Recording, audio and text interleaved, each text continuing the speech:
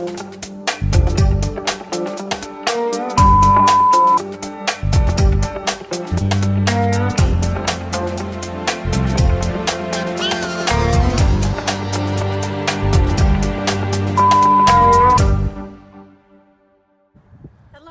welcome to Trails and Rails Museum. I'm Mary Beth Lowe, and I'll be guiding you through a small tour, abbreviated tour through the Freighter Hotel. This Freighter Hotel was built in 1884. It was moved to this location. It wasn't built here. It was moved here, and we're glad that they moved. The people donated it, and we have it here at Trails and Rails for you to see.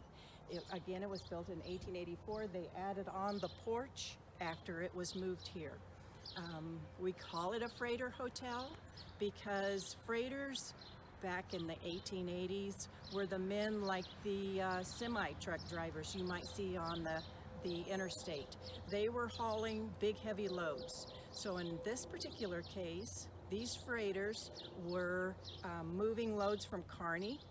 They would pick up their loads from the trains here in Kearney, and then we're hauling them up by Broken Bow. But that's too far to go in just one day. So they would pick up their loads here in Kearney from the train, and they would head off to Broken Bow. They would only go part way. Their horses are tired, those men are tired, so they would stay at a place called the Freighter Hotel. The men would rest, the horses would get something to eat, and they would rest. The next day they would go on to Broken Bow and deliver their loads. So the freighters were the men who were hauling those heavy loads, and they would stay at places like this, the Freighter Hotel. What you're going to see today is pretty much just like the home of the family. And the part where the freighters slept, that part was not in very good condition when the house was moved here. So what you're going to see today is pretty much just like the home of the family. We're here in the kitchen of the Freighter Hotel. Normally we would start out in the parlor, or the freighter's parlor, and we would be making corn husk angels. We would fold and tie these using corn husks and yarn, and we soak these corn husks overnight so that they're wet and pliable, and then we would fold these and you would go home with a corn husk angel. Now we're in the kitchen, and we'll start with the pie safe, or the pie cupboard. This is where, when you make freshly baked goods, cookies, breads, pies, you would put them in a piece of furniture like this, a pie safe or a pie cupboard. You would put them in here. The steam would escape through the holes here of the 10-hole punching, and the steam would escape. Also, it keeps the flies and the bugs and the dust from getting on your pie or your cake or your cookies. You put them in here. You wouldn't have Tupperware, or you wouldn't have plastic wrap back then, so this is how they would preserve their food or save it. Probably wouldn't last too long. There's a lot of hungry mouths to feed, but this is where they would store it. Over here is our sink, and I want you to notice what's missing from this sink. Can you notice what is missing from this sink that you have in your sink? If you said the faucet, that's correct. Also, what also is missing is the drain. We call this a dry sink. So you would have to Mother might ask you to run out, grab a pail and go out and pump the water at the pump. She'd bring it in, she'd heat up the water on her stove, and then she would have warm water to wash her dishes here in the sink.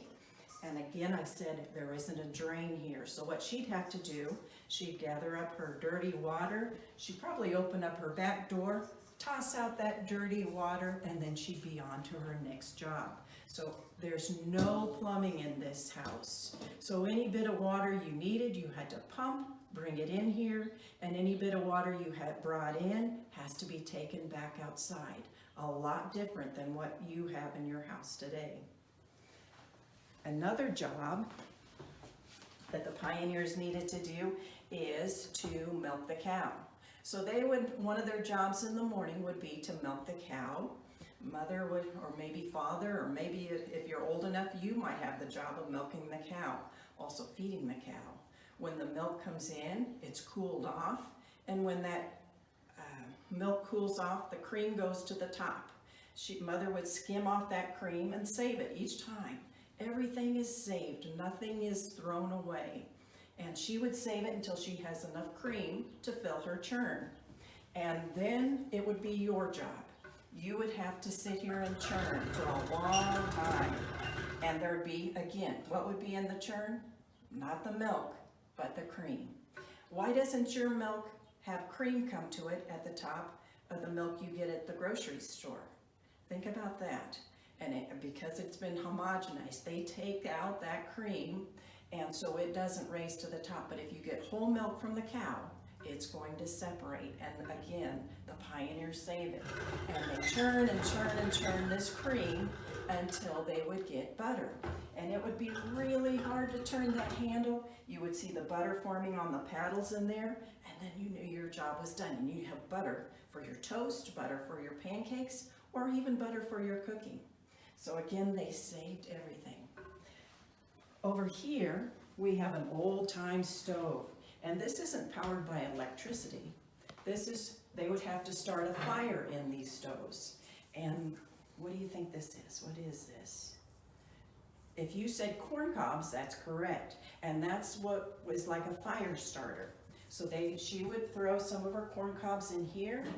She would need a match to light the fire, and she would get her fire going first thing in the morning, especially in the winter. It takes a long time for this stove to get hot. Think about this, the matches. Where did those matches come from? Did the pioneers make their matches?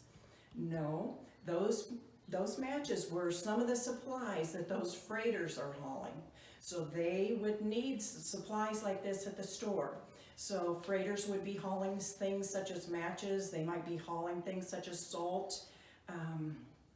Could be lumber, could be tools. It might be a new gun, might be a new plow. Whatever those pioneers needed, that's what those freighters are hauling. So matches are one of those supplies. She would start her fire. After it was good and hot, she would feel, is it hot enough? If so, in would go her loaves of bread. And she'd make a huge batch of bread dough, enough she could feed her children and her husband and also those freighters who are spending the night here. So she would make several loaves of bread, because you didn't want to make bread every single day. You would want enough to maybe last 3, maybe 4 days. And so she would make bread and hopefully have enough that would last her. One of the other things she would need to do is on certain days she would be ironing. So this stove would be hot. She would be resting her iron on the stove, and she would have 2 of these. And so one would be getting hot, and one she would be using. This one isn't hot, so I can hold it, but you get the idea. It's very heavy, and it would heat up, and then she could iron her clothes. What do you think this is? What kind of item do you think that is? If you guessed a toaster, you're correct. This is an old-time toaster. What they would do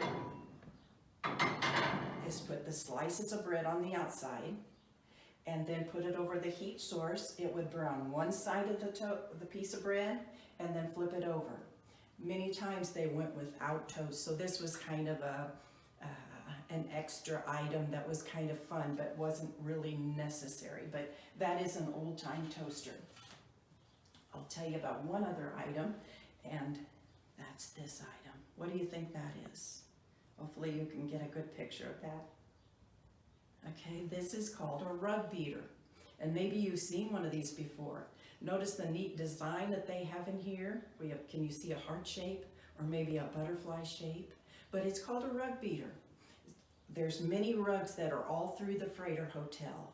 She didn't have a vacuum cleaner, no electricity. So what she'd do, gather up her dirty rugs, take them outside, throw them over the fence or the clothesline, and whack those dirty rugs, and dust would be flying everywhere. She would bring her clean rugs in, lay them down, and she's off to do her next job. Did the pioneer ladies have a lot of hard work to do? Absolutely.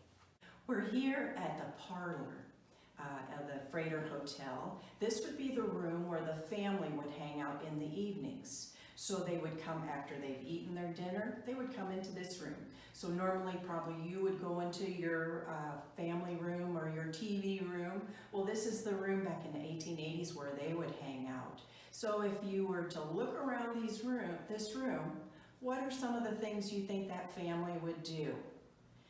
If you said read, that would be a great suggestion. The women might be sewing. The men might be reading books, reading a newspaper, maybe mending something or whittling. Another activity that the family did in the evening is they would write. So this is a writing desk where they would sit. Maybe they would write one of their postcards, and these are called penny postcards. This one is dated on the back 1908, and it is actually a Christmas card. And it was written to another family. This would be one of the items that would go into town and would be loaded onto the train, and they would send greetings to family members many miles away.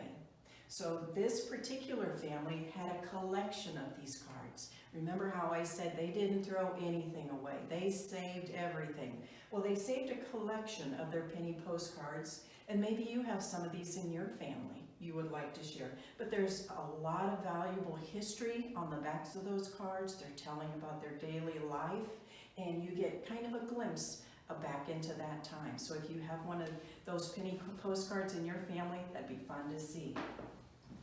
Another thing that the family might do in the evenings when they're in this family room or this parlor is they might play the pump organ. So this one isn't powered by electricity, but there's pumps down below, and their feet would be pumping it to make it work, and they could practice their music, sing songs, and hang out here in the evening. Another item they might have in their parlor would be an old-time Victrola. So this is an old-time record player. It plays old-time records that look like this. There would be two sides to that record. And this Victrola works by winding it up.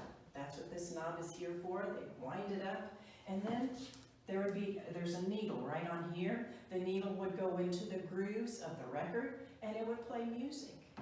They would have other records that would be stored below, so they didn't have to listen to the same songs again and again. So as they acquired more money, they would purchase other records.